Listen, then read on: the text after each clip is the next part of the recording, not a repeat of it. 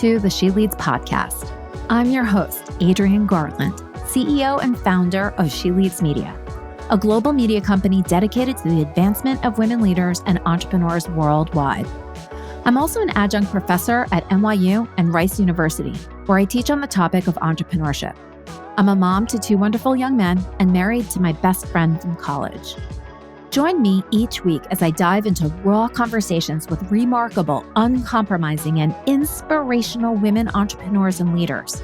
My hope is that these conversations and their advice will encourage you to put yourself out there and gain the visibility that you and all women deserve. We're all about stripping away the sugar-coated conversations and moving boldly in the direction of our magnificent dreams. For far too long, women have been conditioned to soften their words, modify their actions, and show up in the world to conform to outdated at best and harmful at worst cultural norms and ideals. Why?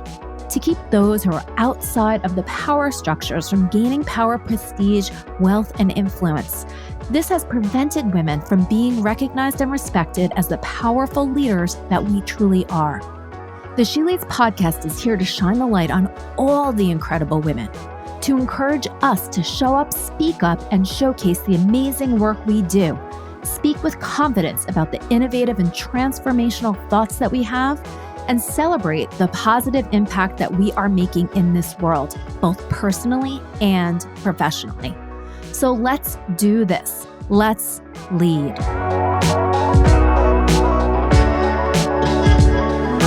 Hi, everybody, and welcome back to the She Leads podcast. Today's episode is brought to you by She Leads Live 2024. It's our 10th anniversary conference for women entrepreneurs and leaders, and it takes place in New York City on October 18th and 19th. So if you haven't gotten your ticket, be sure to go out and get it now because tickets are selling fast. Well, today is all about AI, all about pitching, and all about this incredible woman who is the guest on my show today. Her name is Heather Lawver, and she's the founder and CEO of Ceemo.ai. After helping underrepresented founders raise over $172 million in venture capital, she's automating data-backed brand, marketing, and pitch creation for startups. Heather's journey began when she finished high school at age 12, launched her first startup at 13, and led a landmark international boycott at 16. Heather, I've never met anybody that has those credentials, so I think that is amazing. And in addition to all of that, she has out-marketed a major Hollywood studio, setting legal precedent that helped shape copyright law for the internet age. And now, thanks to her uniquely broad skill set, Heather and her team are building the first AI logo generator and pitch deck creator that allows founders to legally protect the brands they create with Ceemo.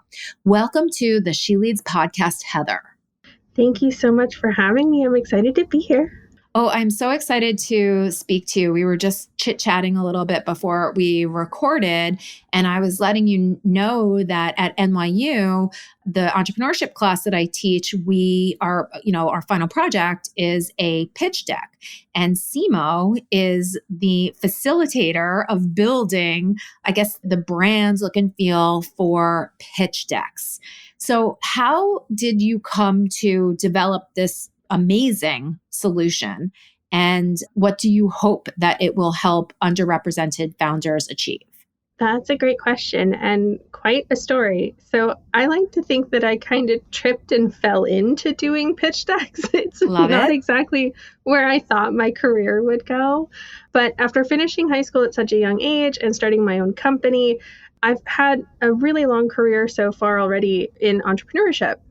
But all of my training really and every venture I ran before was all based around design, creative writing, public speaking, and a little smidgen of television production. So I've seen how telling a better story and having the graphics and the brand and the presence to back it up can make the impossible probable. I've seen that power of that firsthand. But then in 2014, I was a founder in the very first cohort of a social impact incubator here in my hometown of DC called the Halcyon Incubator. And that was the very first time I had ever pitched to an investor. All of my ventures had been either nonprofit or bootstrapped. And that incubator was the first time that someone said to me, hey, you're really good at pitch decks. You should turn that into a company. And I thought, yeah. And there I was thinking, I'm not qualified for that. Because I kept getting caught up on the thought that I had never raised venture capital. So who was I to tell someone else how to do that at that point? But I thought, okay, if you think I'm good at it, I'll help out. So instead, I started volunteering. I helped other people in my cohort. And then they asked me back almost every cohort after mine to help different founders with their decks.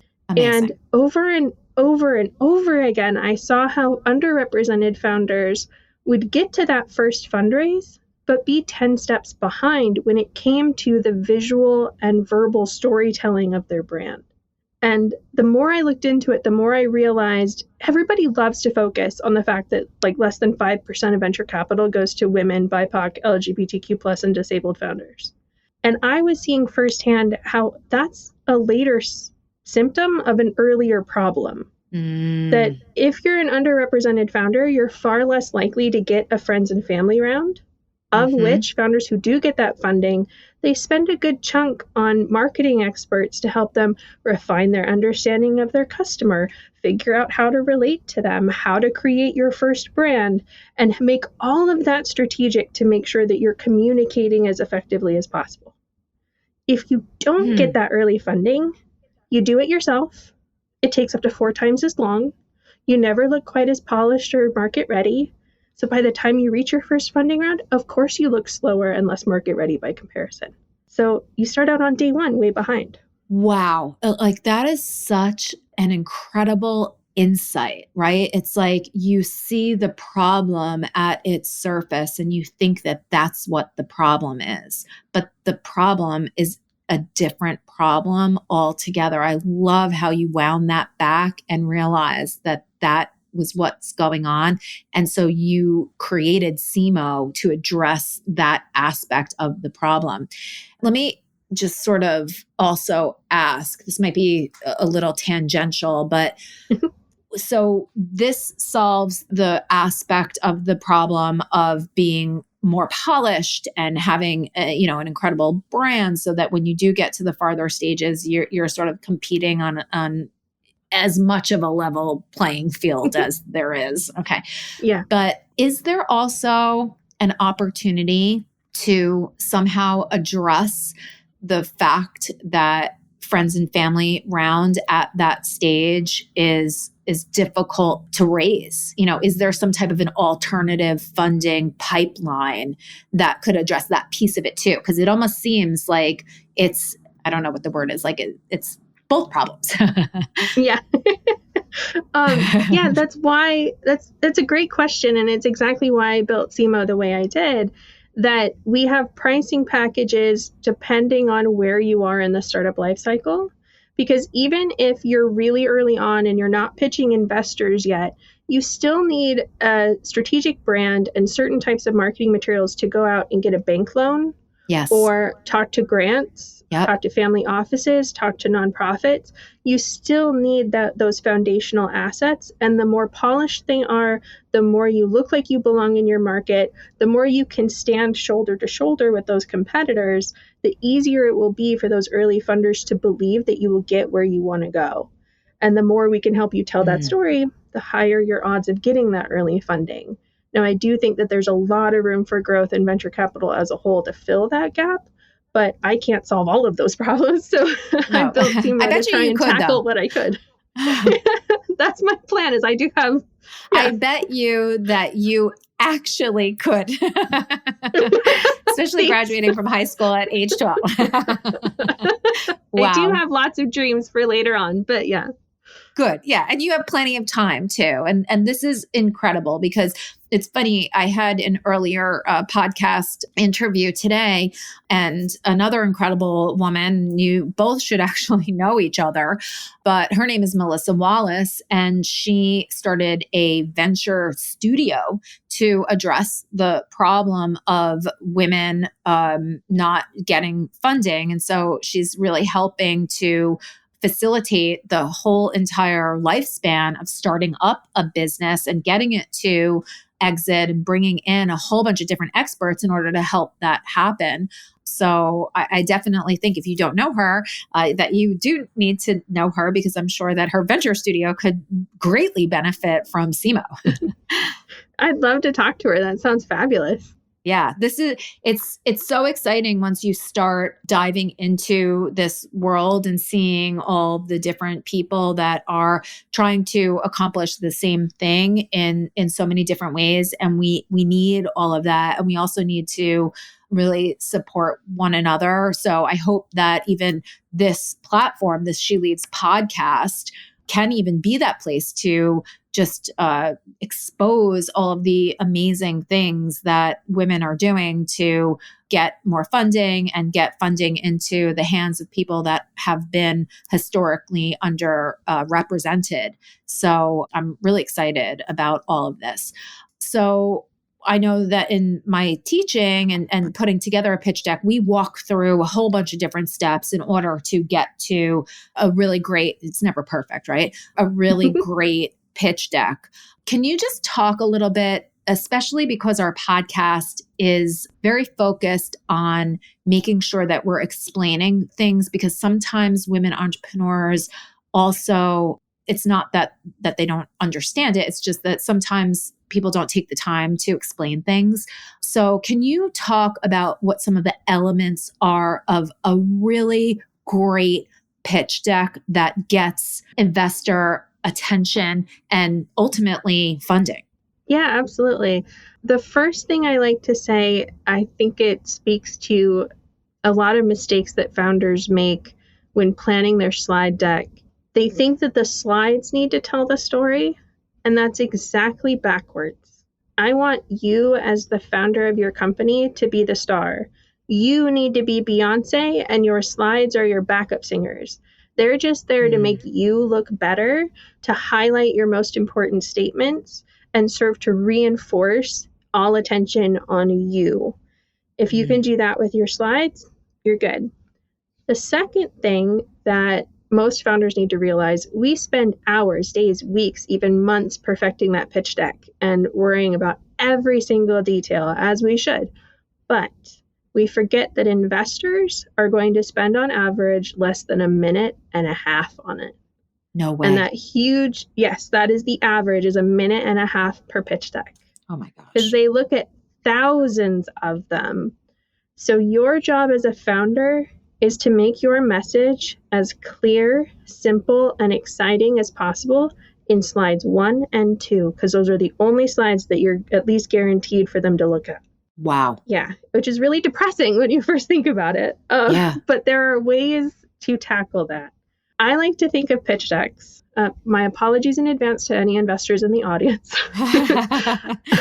I like to think of pitch decks as children's books for grown-ups who love money, because to me, it's the same exact principles as a really beautiful children's books. You're going to take a really complex idea, simplify it so that anyone can understand it, and then visualize it so that they can understand it faster. Ooh. If you can do that with a pitch deck, you're golden. This is good stuff. Thanks. The last bit of advice I'll cover is, it's so common for founders to get lost. I almost think of it as you can't see the trees for the forest, because we eat, sleep, breathe, live our ventures, and we're in them each and every day, and it gets overwhelming. We can see the past and the future and everything, and it's just so beautiful because we can see every detail. That gets overwhelming. Yes. And your audience is going to end up in info overload. But it's so hard as a founder to step back and think, what do I say? What do I not? What do I leave out? And to me, the easiest way to think about that is to step back to my own experience and ask myself, what questions did I go over when I was deciding whether or not to pursue this idea? You asked yourself, what's the problem? Who has it? How many people have that problem out there in the world? What is unique about my solution? What is the market and competition like? And then why am I the person or the team that's special enough to solve this problem? Yeah. That's the narrative for a perfect pitch deck. And then you I cap all love that this. off. Thanks. You cap it all off with the ask of what you need to execute that exact plan. This makes me feel so good because it does, because this is what I am constantly emphasizing in my classroom, right? And it even starts with what you said. What is the problem? I started teaching last night for the first night for my graduate and my undergraduate class for the semester. And I have people sort of brainstorm a lot of different things. What's the problem that you have personally? What's a larger problem in the world? And we try to balance, like, is this a problem for you and your cousin? I always say, or is this a problem like world hunger, right? Like, we have to be careful about trying to bite off more than we can chew and trying to solve all the world's problems. So we have to find, that sweet spot almost. But the thing that I also push the students on a lot is like, yes, that is definitely a problem, but you need to be more specific about why that's a problem and for whom. Because if you're like, oh yeah, homeowners, even if you're like homeowners in, New York, well, it could be a homeowner who has lived in the house for the last 60 years or someone that just moved in yesterday. And those two people are going to have very different problems, right? Yep. And that is something that I see people, students like, what do you mean that you're pushing me so hard? This is clearly a problem. And it's so hard as a founder that maybe has like a really exciting idea to start carving away all of the other junk or their vivid vision for the future, because you have to start in this like smaller space.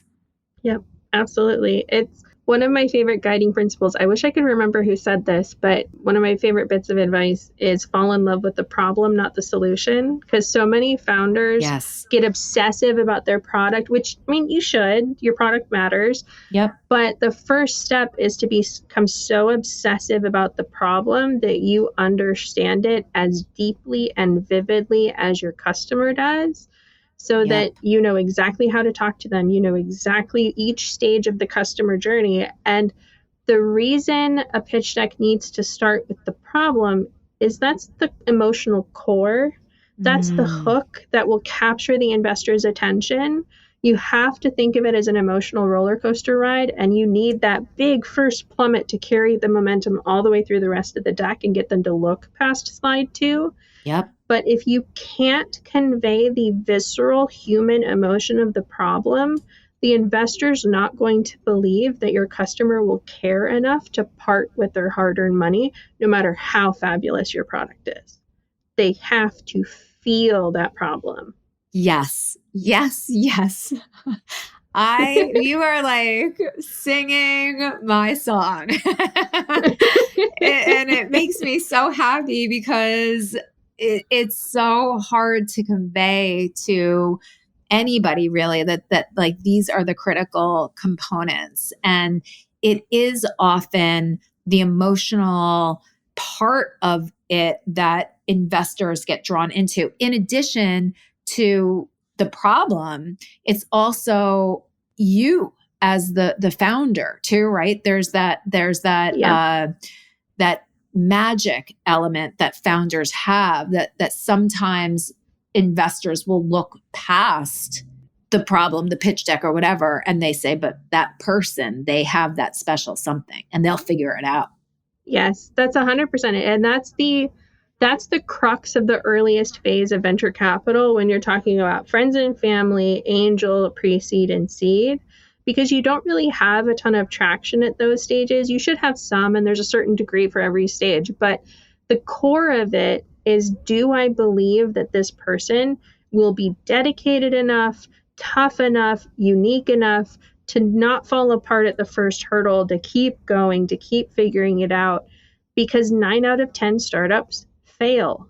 You need to convince them that you are that one special one out of 10 that's going to keep going and that has some unique insight that the rest of the market has missed. And that's one of my pet peeves personally about competition slides is that most founders think of competition slides as, oh, if I just show that I have more features, cool, that's it, that's done. Or if I'm just in the upper right of that 4-part quadrant, I've ticked the box and I'm done. And really that competition slide is about that specialness. It's about showing where is there a gap in the market? What is everyone else missing about solving this problem that you are special enough to have figured out? And that's the core of pitching at friends and family through seed. What I also like about everything that you're saying is this also applies. We talk about this a lot on the She Leads podcast and at the conferences and everything too. This also applies to pitching the media, the core of it, right? What do the readers want? What unique and differentiating factor can you bring to this story that you understand deeply what the publication is, what the journalist is trying to convey, what the greater issues at play are here, and how can you contribute in the way that is going to make that story pop for a lot of people. And so these principles are almost universal, and storytelling, that in and of itself it's a basic human, it's something that we've done since the beginning of time, right? It's how we convey information. And so in addition to creating the framework and the branding so that, people can really focus on that story, how do you encourage these founders to be able to tell their story in this unique and compelling way? Well, we're still an MVP, so the features on the software are not quite where they're going to get. So much of it right now is every pitch deck that we generate, every marketing material that we generate comes with a little mini textbook guide on every single slide, every one-pager, every social media content that walks you through each of these principles. And for pitch decks, for example, we talk about what do investors look for on this slide? What is the point of it? Here's a pitch deck story arc you could use to frame your story, to help founders think strategically about what's really important and how investors are going to process each given slide in a deck. But that's just the crawl version of what we're working toward at Ceemo. What I'm most excited about is next part of the phase we're working on is what I'm calling my AI pitch narrative generator, where right now, if you go to ChatGPT and you ask it to create a pitch deck, it's going to spit out bulleted list after bulleted list after bulleted list. It's boring because it's been trained on the sludge of the internet. Instead, we're incorporating every bad habit of every boring pitch deck you've ever seen. That's what it'll spit out, which isn't helpful. No. So instead, what we're focused on is how do we help founders see how to tell their story from new perspectives? Because it's so easy as a founder to get stuck in how you see it, how you tell it one way. And then it takes you a really long time to get out of that perspective and see it from the point of view of an investor or a media person or a customer. So our AI pitch narrative generator will help you do that by using ancient storytelling techniques that go all the way back to Aristotle, Freytag's pyramids, all sorts of things, to then reframe your story in a bunch of different ways to suit different stages of the startup life cycle, different audience types, etc. Oh, I can't wait for that to come out. That sounds Me too. Like so much fun. Yeah. And I feel like that could also help, a different use for the same solution. I feel like that could help people in so many aspects of their lives. Like even if they go to get a job on an interview, like we talk about in the media, like, oh my goodness, I can't wait for this feature to come out. I'm going to use that feature in many different ways. You might have something else on your hands that you'll have to, carve out and launch separately, because I do think that people struggle with that so much. It's because we are so close to our story that framing it in a different way feels like an impossible thought experiment. Like you could maybe do it for someone else, but it's so difficult to do it for yourself. And oftentimes, these founders, they are working by themselves. And it's hard to challenge yourself to think in a different way because you're the one that's thinking about how to think. Yeah. And there are so many ways. Yeah. There are so many ways too that storytelling is so ingrained in how our brains are wired. Like the latest research on like Alzheimer's disease and our own sense of self is so much tied into narrative, that how we see who we are as individuals, how we perceive the world, involves the story threads of how we tie all of those disparate memories and core principles together. That once you come up with that track of how you tell narrative, it is like challenging your own identity to try and change that. And I think that's why pitch decks are so hard, is that not only are you trying to challenge your own sense of narrative structure, but then you have to step outside of that thing you are most passionate about, that you can see every detail of, both the past and the future, that it just gets overwhelming and you literally can't pick out, okay, this detail is important, but I can leave this one out. But then that detail is tied to this detail and that detail and this detail. And it becomes a giant spider's web that you don't know how to get out of. So, and I've never seen another pitch software address this issue before, but that's the core of why pitch decks are so hard. This is such great insight. And I've never heard that before, how even, the storytelling, even if it's when it is about yourself, and that comes through in pitch decks, that you're challenging your very identity.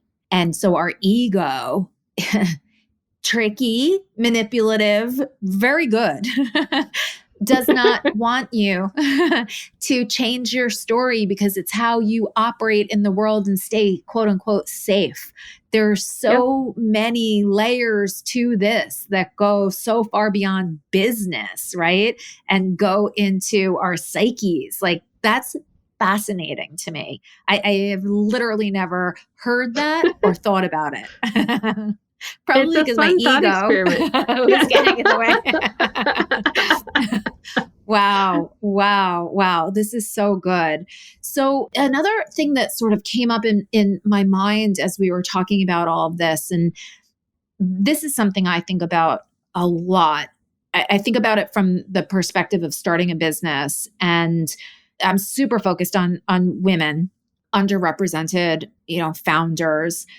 And we teach and learn from companies that have been successful in the past. And so we think that that is the way to, start and grow businesses and do all the things. And the statistics, right, and the problem shows that women and underrepresented founders are not achieving the same results as one might expect if they followed those patterns and those rules and principles and everything.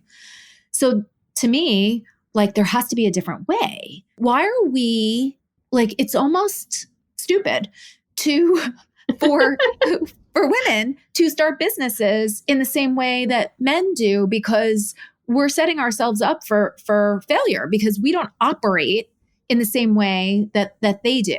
And so I'm thinking about that, how that applies also to pitching and investment and everything. We're doing the equivalent of a story that I was just told, smoking the cigars and drinking the bourbon, because that's what men do, right? So with pitching, we are replicating what works for men. And so I wonder, just as another thought experiment, I wonder, is there a different way that maybe, women that become investors and that are investing in other women, maybe there's a different way to even pitch altogether? Have we thought about this? Yes, we have. There are so many ways that change how investors respond, whether a man is pitching or a woman is pitching. There have been so many interesting studies about this. There was one study, I can't remember where it was done, where a man and a woman gave exactly the same pitch. And they gauged the investors' responses, literally word for word, slide for slide, exactly the same. Mm-hmm. Men got promotional questions. Oh, this opportunity is so exciting. How are you going to capitalize on this? How are you going to conquer the market? Women got preventative questions, negative questions. How could you possibly defend your moat against so many competitors? Wow, this market seems really complicated. So even the reaction was different, whether you're a man or a woman. Oh my gosh. And there are 1,000,001 ways that just the reaction alone plays against women and minorities. Yeah. But then there are also 1,000,001 subtle ways that men and women are trained differently in subconscious little ways by society in how we behave. Yep.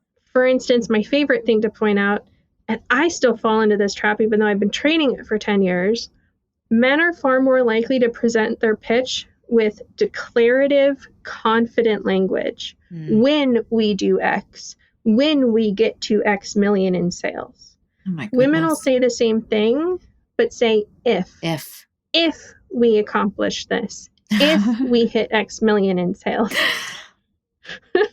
Oh my that God. Little subtle difference. And honestly, if is more logical.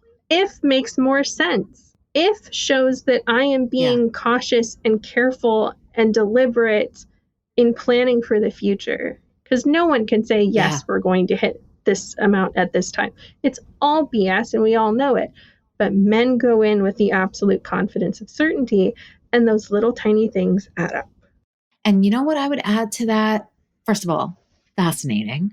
And I would also add that language matters for the way that you then operate, right? So if I say, when I get to the top of the hill, my mind, my body is going to the top of the hill no matter what. If I say, like watching my words, when I say, if I make it to the top of the hill, that gives me the out that if I'm exhausted halfway up, that I'm going to turn around. And so it's almost a self-fulfilling prophecy. Yep, absolutely. I'm definitely changing my words as, again, an experiment, because it's all a grand, this whole thing that we're living in is all a grand experiment, right?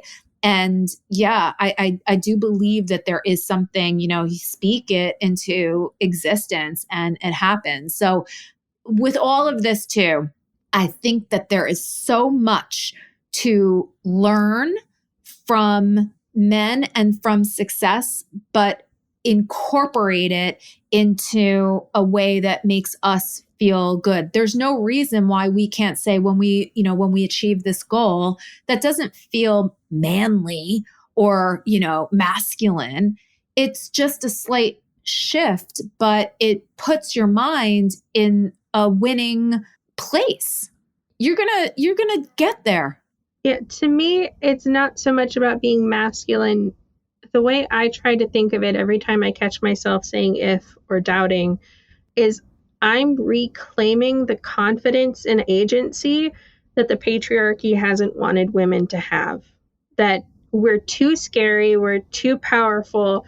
So, okay, teach us to be submissive and meek and hesitant and quiet. And no, I'm done being meek, submissive, quiet, hesitant. We can absolutely reclaim that. On the opposite side of that, I think it's ridiculous that so much of venture capital, for instance, okay, Steve Jobs is amazing and did amazing things. That means we all have to be as rude and awful and a miserable boss as he was. Right. Absolutely not. No. Because genius wasn't dependent on his poor managerial skills. Right. So we can 100% shake off the patriarchy, shake off the ways we've been trained to be quiet and not take up space, but still retain the parts of ourselves as women that make us powerful: empathy, kindness, nurturing, respectful, better bosses, to be totally stereotypical for a while. But yes. I do think it's important to recognize those ways that we've been trained to second guess ourselves and instead choose to be powerful. Totally agree with you. Heather, I feel like I could go on and on with you, and I just want people to know how they can get in touch with you, how they can learn from you, how they can get involved and buy Ceemo and create incredible, pitch decks and all of that. But so please share with the She Leads audience how people can get in touch with you. Absolutely. Thank you. You can head to Ceemo.ai. That's CEEMO.ai. You can check out their free trial. You can also follow me on LinkedIn. I'm Heather Lawver on LinkedIn. We're on Instagram and TikTok as @Ceemo.ai. I also want to say, if I could leave one last bit of advice. Yes. I want you to look for all of the other helpers that are out there. There are so many amazing organizations and women and BIPOC, LGBTQ+ and disabled groups that are trying to solve this same problem. So if you happen to be in San Diego in September, one of my favorite groups, the Stella Foundation, is hosting the Women's Venture Summit. And I am so proud that I am part of their women's pitch competition. I'm in the finals there. So if you happen to be in San Diego in September, come say hi. And I'll look forward to meeting you all in person. I love that. Thank you so much. And I just became aware of the Stella Foundation during New York Tech Week a couple of months ago. And I'm just sort of blown away by the organization and how committed they are to just moving the world forward, at the most fundamental level. They're so incredible. I wish that I could be in San Diego in September. I thought that they were going to be in New York. So hopefully they'll come back to New York and do another conference, because I really would like to participate in that. But congratulations. That sounds so incredibly amazing. And just thank you so much for sharing all of that incredible wisdom on the She Leads podcast. I know all of our listeners are going to greatly benefit from hearing this conversation. So thank you so much. Thank you so much for having me. And if I can say one last thing real quick, if anyone's interested in Ceemo, we help to support all of our subscribers. So it's not just the software. You'll also get access to me, my team, other people in the Ceemo community, because we're all here to help lift each other up. Amazing. Thank you so much, Heather. Thank you, Adrienne. This was great.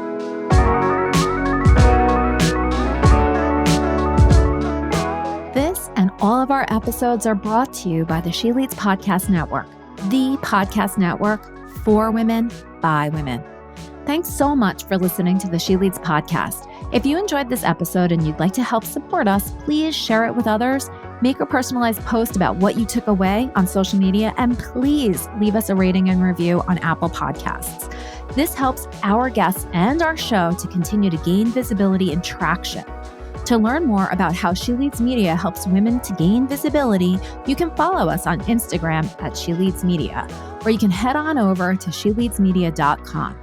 If you'd like to network with me and other amazing women, don't forget to join us each year for the She Leads Live conference. Thanks again, and we'll see you soon.